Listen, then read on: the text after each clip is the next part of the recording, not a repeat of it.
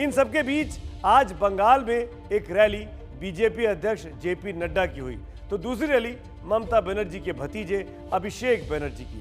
दोनों नेताओं के भाषण सुनिए तो आपको चुनावी लड़ाई का ये तीखापन समझ में आ जाएगा।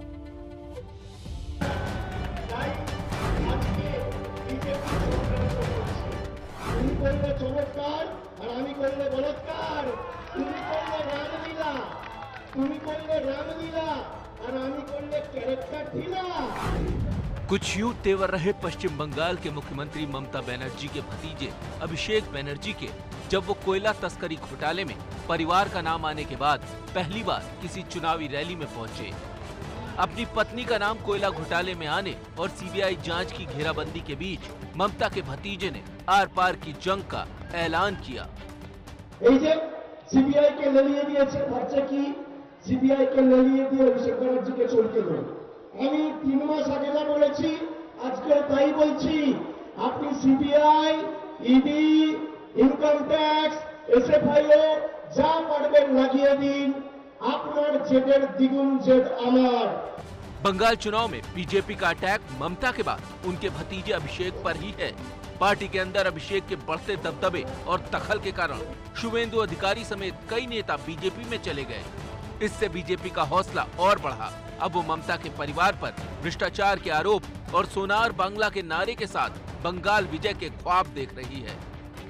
मुझे खुशी है कि बंगाल की जनता ने इस परिवर्तन यात्रा को आशीर्वाद दिया है, समर्थन दिया है, सहयोग दिया है और इसके साथ साथ संकल्प लिया है कि ममता जी की सरकार को उखाड़ फेंकेंगे और लाखों सोनार बांग्ला का बनाएंगे।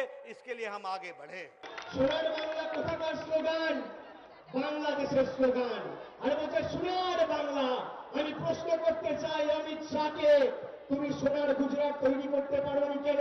তুমি বাবা উত্তর প্রদেশে সোনার উত্তর প্রদেশ তৈরি করতে পারোনি কেন? সোনার ত্রিপুরা হয়নি কেন? সোনার উত্তর প্রদেশ হয়নি কেন? সোনার গুজরাট হয়নি কেন? সোনার আসাম হয়নি কেন? সোনার হরিয়ানা হয়নি কেন?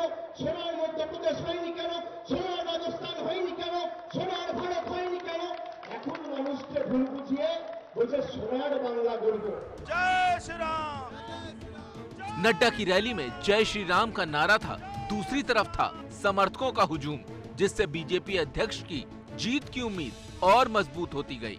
हम आपसे निवेदन करेंगे मई महीने में ममता जी को आराम देना और भारतीय जनता पार्टी को काम देना, आशीर्वाद देना।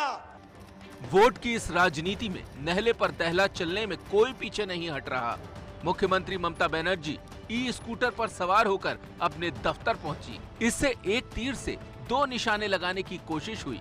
एक सादगी वाली छवि की हिफाजत और दूसरा चुनावी मौसम में डीजल पेट्रोल के बढ़ते दाम का विरोध कर बीजेपी पर सीधा निशाना। हालांकि बाद में ममता खुद ही स्कूटी चलाने निकली, लेकिन तब सिर मुड़ाते ही ओले पड़े वाली हालत हो गई। जहां हैंडल संभालना था और ब्रेक लगाना था, वहां स्पीड बढ़ा दी। ऐसे में ही गाड़ी ट्रैक से उतर जाती है। दूसरे के भरोसे गाड़ी कब तक चलेगी?